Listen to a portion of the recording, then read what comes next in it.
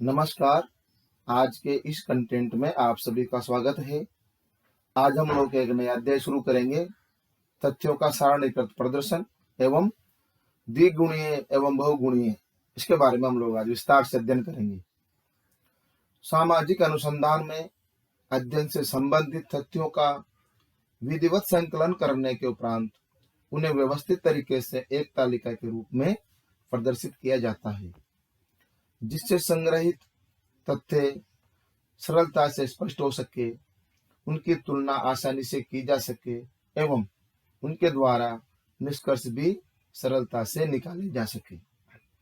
इस प्रकार संकलित तथ्यों को वैज्ञानिक ढंग से एक सारणी के अंतर्गत प्रदर्शित करना ही सारणीयन है। सारणीयन के द्वारा अंकों से प्राप्त होने वाली सूचनाएं स्पष्ट होती है, समस्या की व्याख्या स्पष्ट रूप से होती है तथा आंकड़ों से यथोचित निष्कर्ष निकाले जाते हैं, और यहाँ तक कि इसके द्वारा गुणात्मक एवं परिमाणात्मक दोनों ही प्रकार के तथ्यों को संख्यात्मक रूप में प्रकट भी किया जा सकता है। और सारणीयन विस्तृत तथ्यों को कुछ शीर्षकों के अंतर्गत संक्षिप्त रूप में प्रस्तुत करने की एक प्रणाली भी है, और यह संकलित तथ्यों को बोधगम्य व व्यवस्थित भी बनाती है। इसके पश्चात अब हम सारणीयन की परिभाषा के बारे में अध्ययन करेंगे। तो उसमें कुछ समाजशास्त्री है, जिसे पहला नाम है एलहेंस के अनुसार। वह कहते हैं कि विस्तृत अर्थ में सारणीयन तथ्यों की स्तंभों तथा पंक्तियों में क्रमबद्ध रूप में व्यवस्थित व्यवस्था है। दूसरे समाजशास्त्री है कोन के अनुसार सारणीयन किसी विचाराधीन समस्या को स्पष्ट करने के उद्देश्य से किया गया जाने वाला सांख्यिकीय तथ्यों का क्रमबद्ध एवं सुव्यवस्थित प्रस्तुतिकरण है।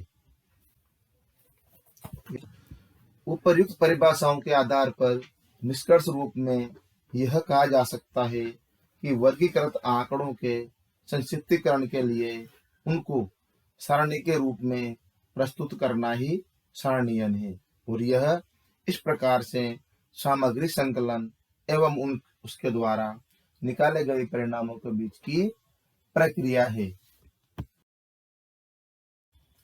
इसके पश्चात अब हम सारणीयन के उद्देश्यों को विस्तार से समझाएंगे। इसका पहला बिंदु है सुव्यवस्थित प्रस्तुतिकरण। इसके अंतर्गत सारणीयन का मुख्य उद्देश्य अनुसंधान द्वारा प्राप्त सामग्री की व्यवस्थित रूप से प्रस्तुत करना है, जिससे सामग्री एक स्थान पर रखी जा सके और वह बोधगम्य हो सके। दूसरा बिंदु है बोधगम्य सूचनाएं।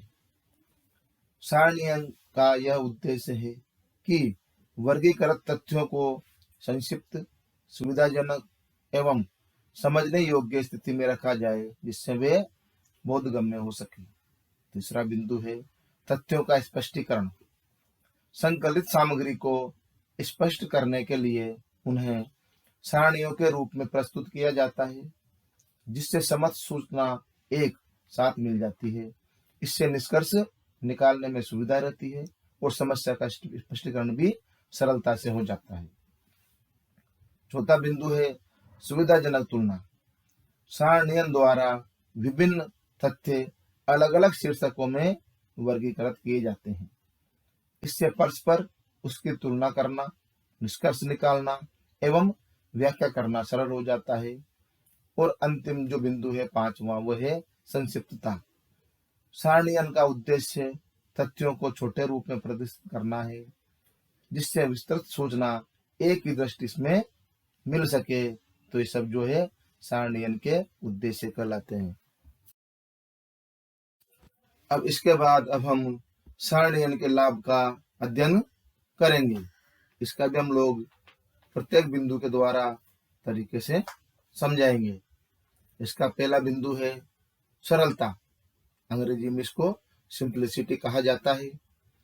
अनुसंधान में प्राप्त तथ्य अनेक सांख्यिकीय क्रियाओं से गुजरते हैं। फॉर एग्जाम्पल, जैसे मध्य, विचल, और सहसंबंध आदि। इन सब के द्वारा आवश्यक सूचना आसानी से समझी जा सकती है। साथ ही सारणी के कारण अंकों की गणना आदि करने में भी सरलता रहती है और अशुद्धियों का भी पता शीघ्रता से ही चल जाता है। दूसरा बिंदु है सुविधाजनक तुलना। सारणीयन में तुलनीय अंकों को निकटवर्ती खाने में रखा जाता है। इससे उनका तुलनात्मक अध्ययन करने में आसानी रहती है और साथ ही प्रतिशत, अनुपात आदि के प्रयोग के कारण भी तुलना सुविधाजनक रूप में होती है। तीसरा बिंदु है समय व स्थान की बचत। इसके अंतर्गत सारणीयन का सबसे बड़ा गुण यह है कि इसमें अधिक से अधिक सूचना और कम से कम स्थान में प्रस्तुत की जाती है। इससे स्थान की तो बचत होती है और साथ ही पाठक भी समस्त सूचनाओं को एक निगाह में जान लेता है। इससे उसके समय की भी बचत होती है। चौथा बिंदु है तथ्यों का व्यवस्थित क्रम। सारणीयन द्वारा तथ्यों को शीर्षकों, उपशीर्षकों के अंतर्गत रखा जाता है, जिसके कारण उन्हें पद्धतिपूर्ण ढंग से व्यवस्थित किया जा सकता है और उन्हें दोहराना नहीं पड़ता। परिणाम स्वरूप सामग्री को ढूंढने में भी सुविधा रहती है और देखने में भी अच्छा लगता है।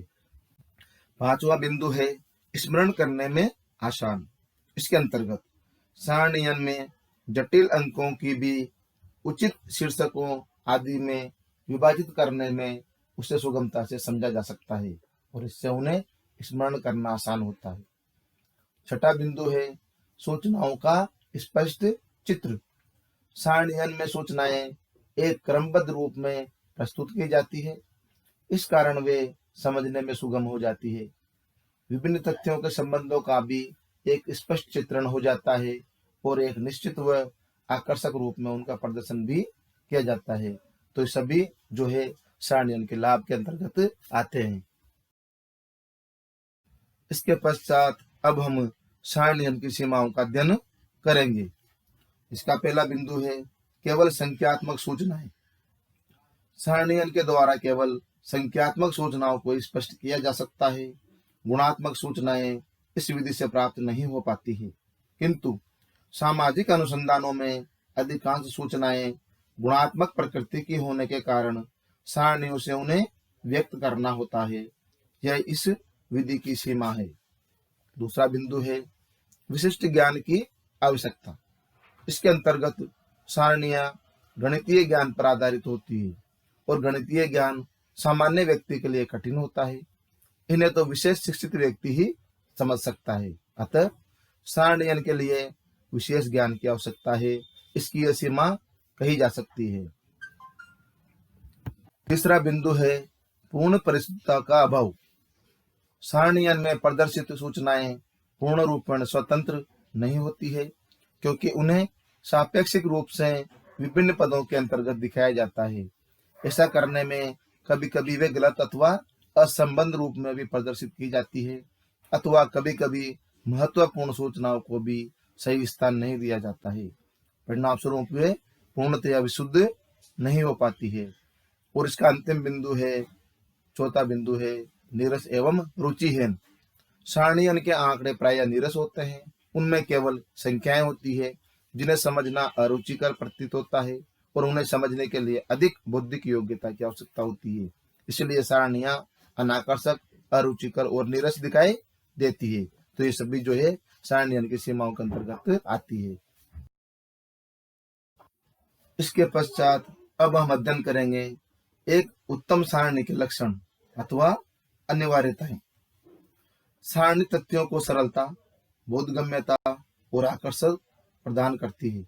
अतः सारणी का उत्तम प्रकृति का होना भी यहाँ पर आवश्यक है। अतः एक श्रेष्ठ सारणी का निर्माण करते समय निम्न बातों का ध्यान रखना भी अत्यंत ही आवश्यक है। इन सभी को हम आपको बिंदु के माध्यम से विस्तार से समझाएंगे। इसका पहला बिंदु है आकर्षकता। इसके अंतर्गत एक उत्तम सारणी को इस प्रकार का होना चाहिए कि वह हमें अपने ओर पूरी तरह आकर्षित कर ले। इसके लिए उसकी बनावट, विभिन्न खानों का अनुपात, संख्याओं को लिखने का तरीका, स्वच्छता, स्पष्टता व सुंदरता आदि पर ध्यान दिया जाना चाहिए। सारणी बनाना एक कलात्मक कार्य है। यह सब सारणी बनाने वाले की योग्यता पर निर्भर करता है। दूसरा बिंदु है समुचित आकार।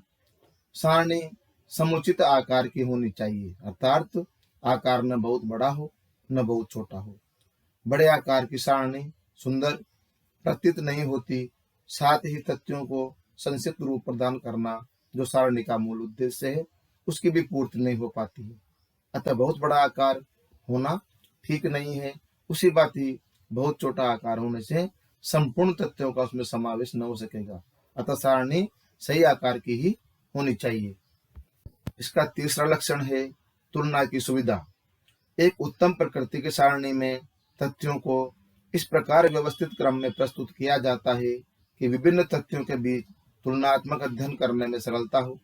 सारणी का एक प्रमुख गुण आंकड़ों की तुलना करना होता है और इस गुण को ध्यान में रखकर ही सारणी को क्रमबद्ध रूप में प्रस्तुत करना चाहिए। इसका चौथा बिंदु है स्पष्टता व सरलता। एक श्रेष्ठ सारणी की यह भी विशेषता है कि वह स्पष्ट व सरल होनी चाहिए, जिससे साधारण व्यक्ति को भी तथ्यों की विशेषताएं स्पष्ट ज्ञात हो सके तथा अवांछित सूचनाओं को भी सुगमता से ढूंढा जा सके।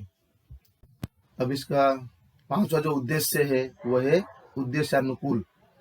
इसके अंतर्गत सारणी का निर्माण इस प्रकार किया जाना चाहिए कि इसके द्वारा अध्ययन के उस उद्देश्य की पूर्ति हो सके जिस उद्देश्य को लेकर सारणी का निर्माण किया गया है। इसमें अनावश्यक तथ्यों का प्रवेश न हो और आवश्यक तथ्य छूट न जाए, इसके अंतर्गत आते हैं। इसका अंतिम और लास्ट जो बिंदु है वो है वैज्ञानिकता। इसको अंग्रेजी में साइंटिफिकनेस कहा जाता है। इसके अंतर्गत सारणी का निर्माण वैज्ञानिक ढंग से किया जाना आवश्यक है।